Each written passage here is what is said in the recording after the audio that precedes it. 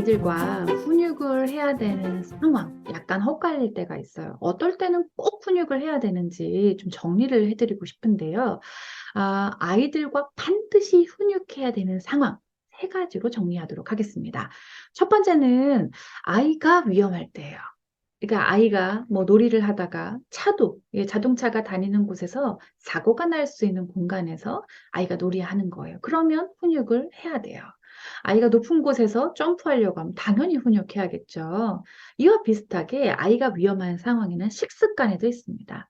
아이가 너무 균형 잡히지 않은 식사를 한다라던가, 그리고 간식을 위주로 아이가 배를 채운다던가, 이런 상황에서는 훈육을 해야겠죠.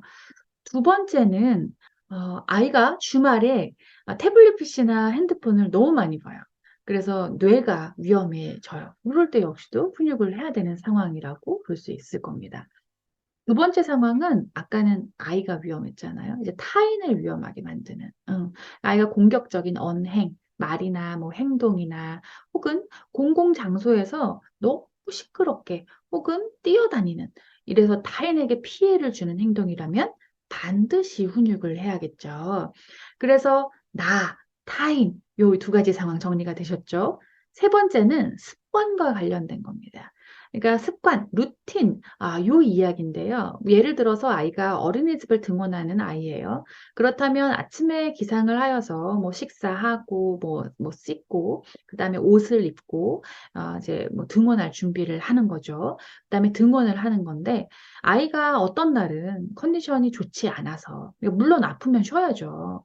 예. 근데 그런 게 아니라 감정적인 컨디션이 좋지 않아서 혹은 엄마와 아빠와 좀 더 놀고 싶어서 이런 어떤 충동적인 감정이나 상황으로 인해서 안 가겠다고 하는 거예요.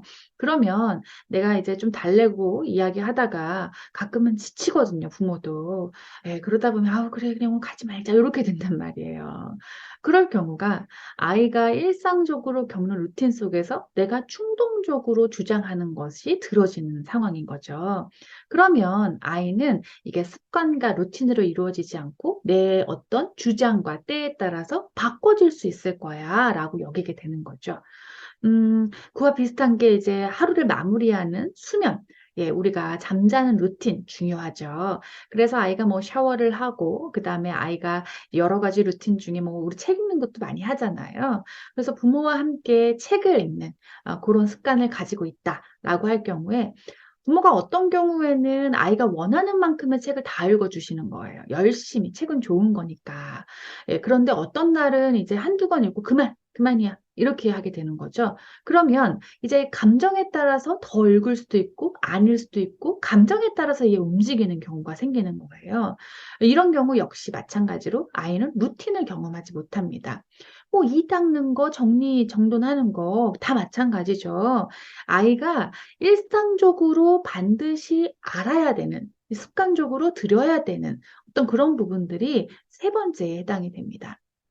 여기서 잠깐 눈치를 채자면 우리가 사실 되게 어린 아이들, 뭐 36개월 미만 아이들의 이제 훈육을 일단 잘 안 통해요. 훈육을 할 때가 아닙니다. 이렇게들 이제 많이 알고 계실 거예요. 근데 사실 어린아이들에게는 루틴을 잘 지켜주고 루틴에 대해서 이 아이가 감각적으로 익숙해지게 하는 것 역시도 훈육이에요. 우리가 훈육을 아이를 데려다가 막 엄하게 혹은 막 단단하게 이야기하는 거, 이걸 훈육이라고 많이 이해하고 계시는데요. 훈육은 조절감을 훈육을 통해서 익히는 거예요. 무슨 감? 조절감. 훈육은 조절감이 엄청 중요해요. 그래서 제가 다시 한번 강조를 드렸는데, 이 조절감을 아주 감각적으로 익히는 것 중에 아주 어린 시기에는 루틴이 그렇다는 거죠. 어떤 날은 감정적으로 좀 안 좋을 때가 있죠. 그리고 컨디션도 좋지 않고요. 예, 어떤 날은 좀 더 애착에 있어서 시기적으로 또 그럴 때가 있잖아요. 좀 더 약간 껌딱지라고 우리가 표현을 하잖아요. 밀착하게 되고. 이런 시기적인 경우들이 있는데, 그런 경우에 따라서 너무 루틴이 훅훅 바뀌는 경험을 너무 자주 하게 되면, 이게 아이한테는 조절감을 억지로라도 혹은 지지하는 가운데 발휘를 못 해보는 거예요. 우리가 조절감이라는 건 하기 싫지만 참아서 그럼에도 불구하고 하는 거. 하고 싶어도 참아내는 거. 이게 조절감이잖아요. 맞죠?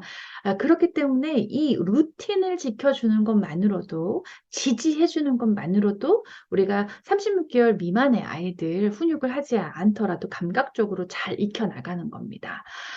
그렇다면 여기서 한 가지 우리가 또 되게 궁금해 하시는 것 중에 하나가 어린아이들의 훈육은 대체 어떻게 하는 건가요? 이렇게 말씀을 하세요.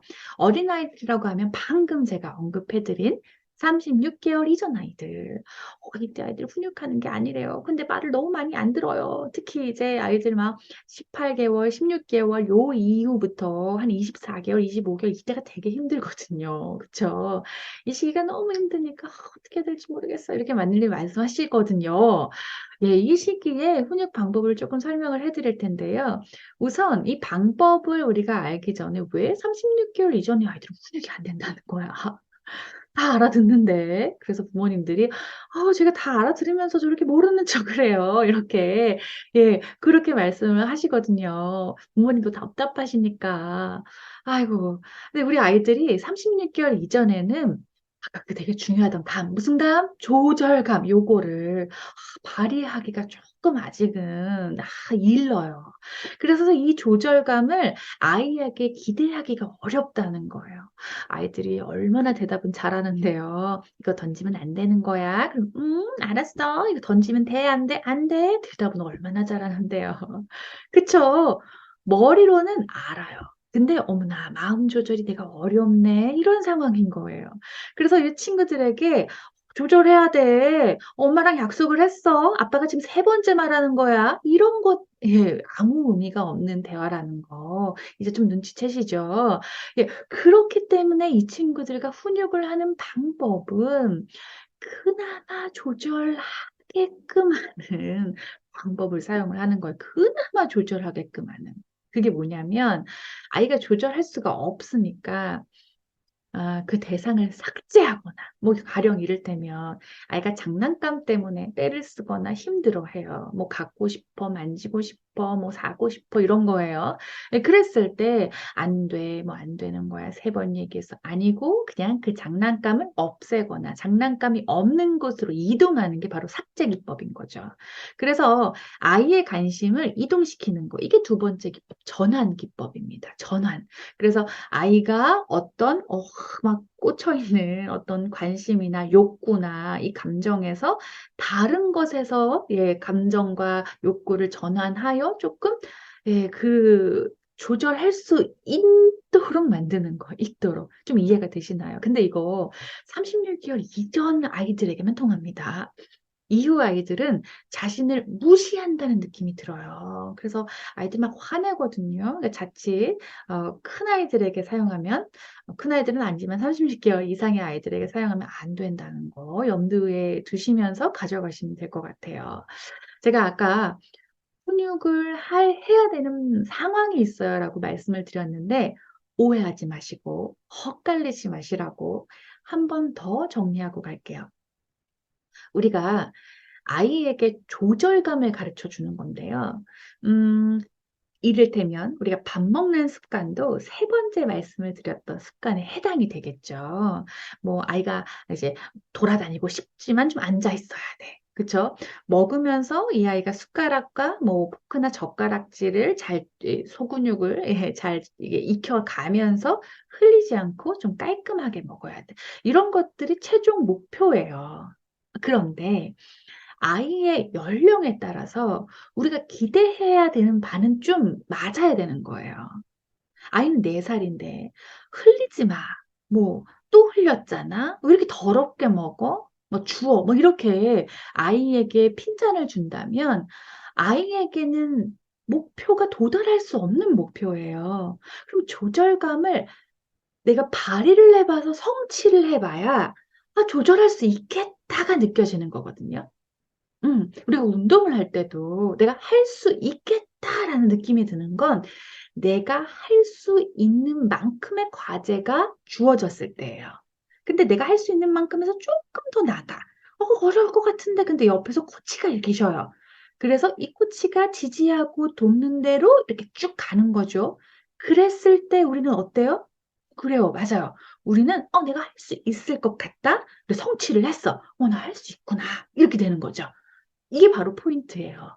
그래서 아이에게 조절감을 우리가 지지하고 키워주고 느끼게 해주고 감각적으로 이건 맞아요.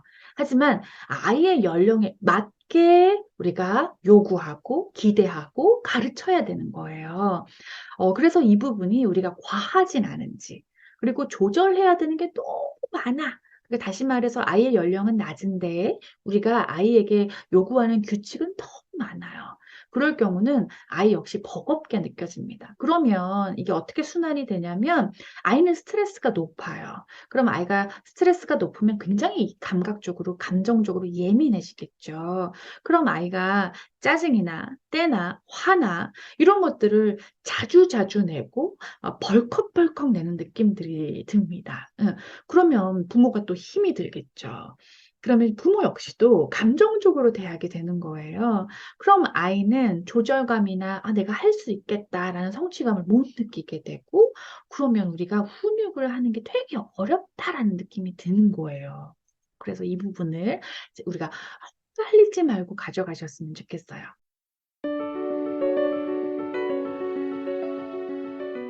께서 굉장히 궁금해하시고 고민하시는 이야기들 중에 부부가 훈육에 대한 어떤 가치관이 다른데 어떻게 해야 되는가라고 말씀을 해주세요.